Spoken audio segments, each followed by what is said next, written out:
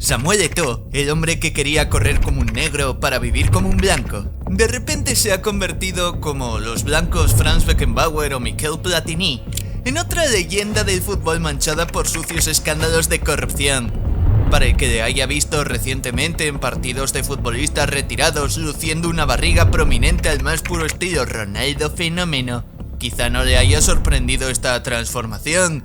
Pero para los que le vimos siendo un humilde futbolista que creció en equipos como Leganés o Mallorca, no ha dejado de ser una decepción más de cómo leyendas del deporte se convierten automáticamente en auténticos mafiosos nada más que empiezan a conseguir algo de dinero y dejan de ser aquel negrito que no quería mirar a los ojitos al legendario director técnico racista Don Luis Aragonés.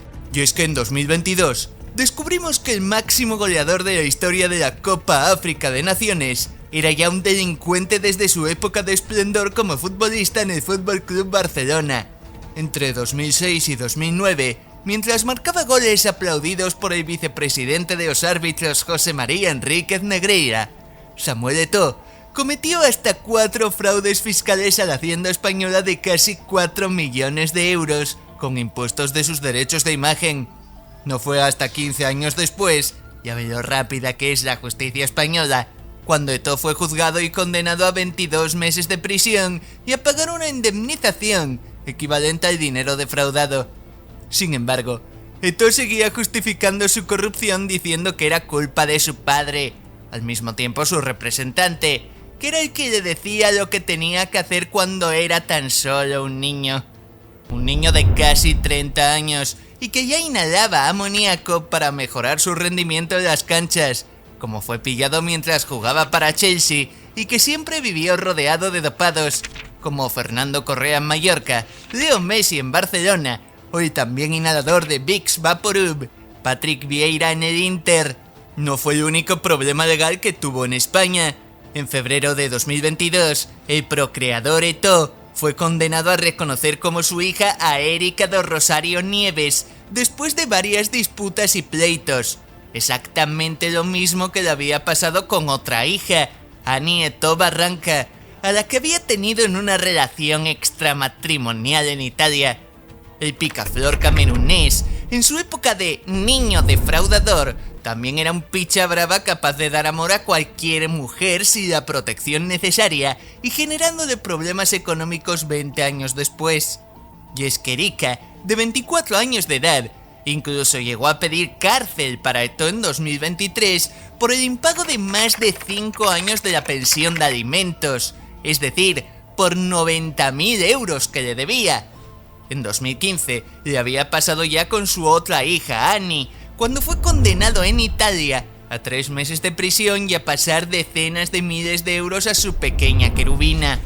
Pero como en España ya había sido condenado por ser un delincuente fiscal y el peligro de entrar en prisión era ahora sí real, el otrora gran futbolista se bajó los pantalones y llegó a un acuerdo económico con su hija Erika, una cajera de supermercado que puso contra las cuerdas al futbolista que tantos goles había metido. Pero sus auténticos problemas se iniciaron en 2021, cuando Eto'o fue elegido ni más ni menos que presidente de la Federación Camerunesa de Fútbol, justo después de ganar la histórica Champions League en el estadio Santiago Bernabéu con el Inter de Milán. Samuel declaró que le encantaría ser algún día seleccionador nacional de Camerún, pero el dorsal 9 de los Leones Indomables sabía también que ser director técnico es un trabajo sufrido y con riesgos, por lo que decidió ir un paso más allá e introducirse poco a poco en las cloacas podridas de la Federación de Fútbol de su país. Después de haber apoyado durante 3 años al presidente Seydou Mbongo-Njoya, Eto'o le clavó una puñalada trapera como hizo Scar con Mufasa en El Rey León en la sabana de Kenia, y se presentó a unas elecciones contra su antiguo presidente. Con su figura como futbolista más exitoso de Camerún y con una propuesta populista en la que indicaba que su objetivo principal era reconstruir el fútbol camerunés, Eto'o arrasó en las elecciones mientras los aficionados le jaleaban en las puertas del Hotel Montfebe de Yaoundé. Esas supuestas intenciones eran en realidad falacias para acceder al poder en un momento realmente jugoso, puesto que Camerún albergaba tan solo unos meses después la Copa África de Naciones 2022, evento en el que Samu se llevaría unos pocos billetes y conseguiría ricos contactos de la Confederación Africana de Fútbol.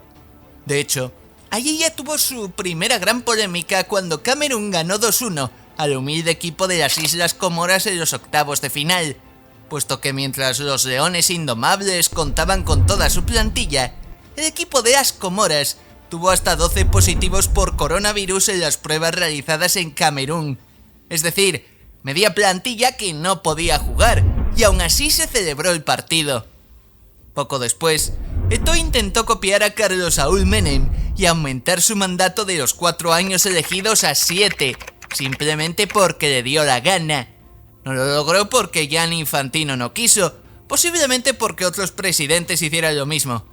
Lamentable, pero no tanto como el papel de Eto'o en el Mundial de Qatar 11 meses después.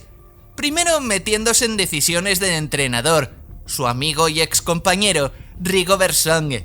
Eto'o estaba enfrentado con el guardameta de la selección, André Onana, no porque fuera un dopado como se demostró en 2021, sino por diferencias personales y de ego que algún día conoceremos y les contaremos.